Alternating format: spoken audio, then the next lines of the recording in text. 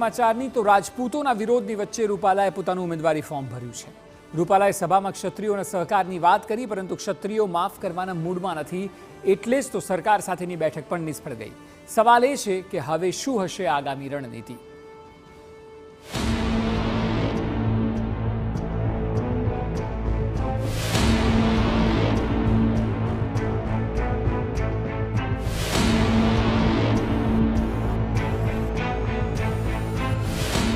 છેલ્લા અનેક દિવસોથી રાજપૂતો અને રૂપાલા વચ્ચે વિરોધનો વંટોળ યથાવત છે। સૌ કોઈને એવું હતું કે વધતા વિરોધને જોતા ભાજપ કદાચ કોઈ ફેરવિચારણા કરી શકે છે, પરંતુ આવું થયું નહીં, કારણ કે આજે તમામ અટકળો વચ્ચે પણ અડીખમ રૂપાલાએ ભર્યું ફોર્મ। બીજી તરફ ક્ષત્રિયોનો વિરોધ યથાવત। રૂપાલાએ માંગ્યો રાજપૂતોનો સાથ અને સહકાર। હવે વાત એમ છે કે રૂપાલાએ ફોર્મ ભરી દીધું છે અને ફોર્મ ભરતી વખતે પણ તેઓએ એક રીતે શક્તિ પ્રદર્શન કર્યું હતું। ખુલ્લી જીપ પર લોકોનું અભિવાદન ઝીલતા રૂપાલાએ પોતાનું ઉમેદવારી ફોર્મ ભર્યું।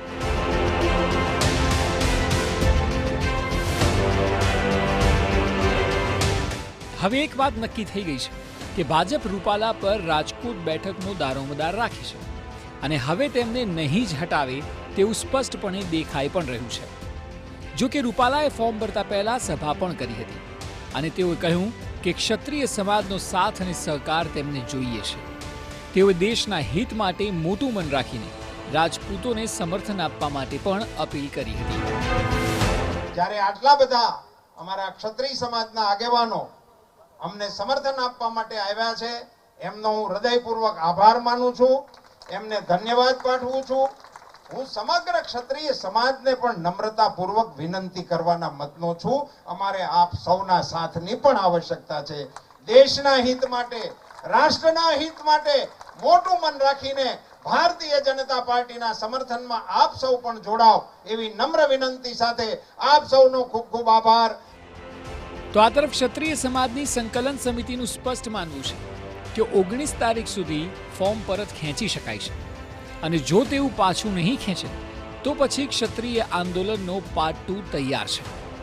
સમાજ રણનીતિ નક્કી કરશે અને તે મુજબ જ આગળનું આયોજન કરવા માટે રાજપૂતો અત્યારે કટિબદ્ધ દેખાઈ પણ રહ્યા છે।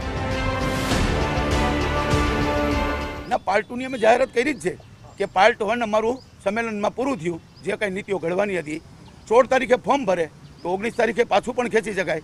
માનો કે 19 તારીખે પાછું ન ખેંચ્યું, પછી પાર્ટ 2 એ 20 તારીખથી મિટિંગ કરી અને પછી અમલમાં મૂકશું। 20 તારીખે બેઠક મળશે, ક્યાં મળશે? ત્યાં અમદાવાદ ગોતા ખાતે એ કોર કમિટીની મળશે અને 92 સભ્યો છે એમની મિટિંગ મળશે અને ત્યારે દરેક રણનીતિ ઘડાશે, શું કરવાનું આગળ, બરાબર છે, એ જે માર્ગદર્શન આપશે એ સમાજ સ્વીકારી લેશે। રાજપૂતોના વધતા વિરોધ વચ્ચે કોંગ્રેસના પ્રદેશ પ્રમુખ શક્તિસિંહ ગોહિલે ભાજપને બરાબરનું આડે હાથે લીધું હતું। તેઓએ કહ્યું કે ભાજપે રૂપાલાને પહેલા જ હટાવી દેવાના હોય, પરંતુ ભાજપનો અહંકાર અત્યારે આસમાને પહોંચી ગયો છે।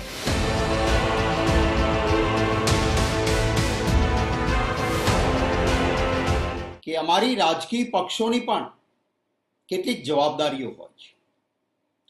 પહેલું જ પગલું ભારતીય જનતા પાર્ટીએ ભરવું જોઈતું હતું એ જ સમયે કે ભાઈ હવે આ રૂપાલાની ગંભીર ભૂલ છે, દેશની મા બેટીઓ દીકરીઓનું અપમાન થયું છે, માટે હવે એમને ચૂંટણી અમે નહીં લડાવીએ, એની ટિકિટ રદ કરીએ છીએ। પરંતુ આ કરવાના બદલે એમને શું કર્યું? અહંકાર દાખ્યો। એ અહંકાર કેવો પાછો કે સમાજને તોડો ને, સમાજના ભાગલા પાડી દો ને, કોઈકને એકલા પાડી દો ને, આ કામ કરવાનું કર્યું, સમાજને ભાગલા પાડવાનું કામ। કોઈની સામે FIR છે તો એને કોઈક રીતે મજબૂર કરીને કમલમમાં બોલાવો અને રૂપાલાને અને ભાજપને સમર્થન છે એવું નિવેદન કરાવો। શું એક જવાબદાર રાજકીય પક્ષે આ કામ કરવાનું હતું? કે થયેલી ગંભીર ભૂલના સંદર્ભમાં એ રાજકીય પક્ષે પણ માફી માંગવી જોઈતી હતી અને એ શખ્સ પાસે પણ માફી મંગાવવી જોઈતી હતી, પરંતુ અહંકાર આસમાને।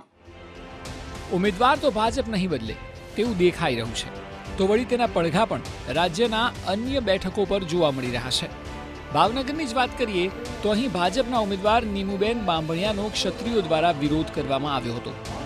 નામાંકન ભરતા પહેલાની સભામાં ક્ષત્રિય સમાજનો વિરોધ ઉડીને આંખે વળગે તેવો હતો.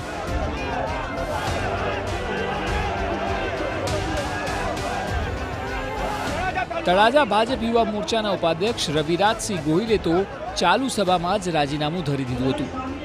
અહીં કાળા કપડાં પહેરીને 200 કાર્યકર્તાઓ એક સાથે ભાજપમાંથી રાજીનામું આપી દીધું છે. સૌથી ચોંકાવનારી વાત તો એ છે કે જ્યારે સ્ટેજ પર કેન્દ્રીય આરોગ્ય પ્રધાન અને પોરબંદરના ભાજપના ઉમેદવાર મનસુખ માંડવિયા હાજર હતા, ત્યાં જ ક્ષત્રિય સમાજનો યુવક સ્ટેજ પર ચડી ગયો અને નારા લગાવી રહ્યો હતો.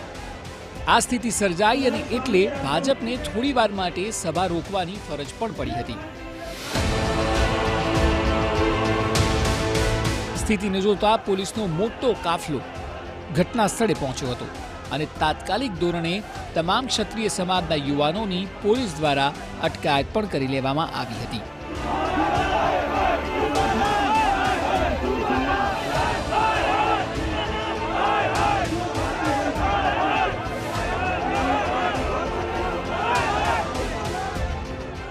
આ બે દ્રશ્યોને એક સાથે જુઓ. આ બંને દ્રશ્યો અનેક બાબતો કહી જાય તેવા છે. આવું એટલા માટે કારણ કે ક્ષત્રિયોની માંગને ભાજપે અવગણી છે અને રૂપાલાને ઉમેદવારી ફોર્મ ભરાવી દીધું છે. એટલે સ્વાભાવિક છે કે પાર્ટીએ રૂપાલાને લઈને કોઈ પણ પ્રકારની બાંધછોડ નહીં થાય તેવું સ્પષ્ટ કરી લીધું છે. તો બીજી તરફ ક્ષત્રિયો દ્વારા આજે પણ વિરોધ યથાવત છે. હવે તો લોકો ભાજપના કાર્યક્રમોમાં પહોંચીને પણ તાળા વાવટા અને વિરોધ પ્રદર્શન કરી રહ્યા છે. આ બંને તસવીરો ક્ષત્રિયોના રોષ અને સામે મક્કમ ભાજપ બંનેના જીવતા ઉદાહરણ છે.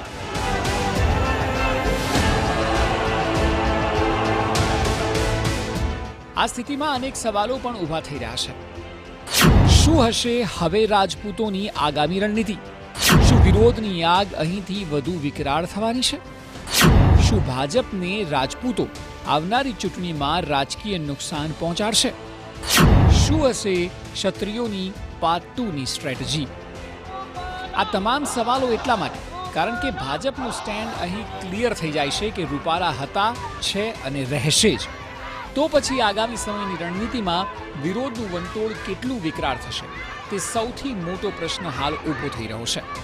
ચૂંટણી અત્યારે માથે છે અને રાજપૂતો હંમેશાથી ભાજપની મતબેંક રહ્યા છે. ત્યારે બની શકે કે વિરોધ ચાલુ રહ્યો તો આવનારી ચૂંટણીમાં રાજપૂતો ભાજપને મોટું નુકસાન પહોંચાડી શકે છે. જોવું રહ્યું કે આગામી દિવસોમાં આખા માહોલને લઈને શું સ્થિતિ સર્જાય છે. Bureau report, TV9.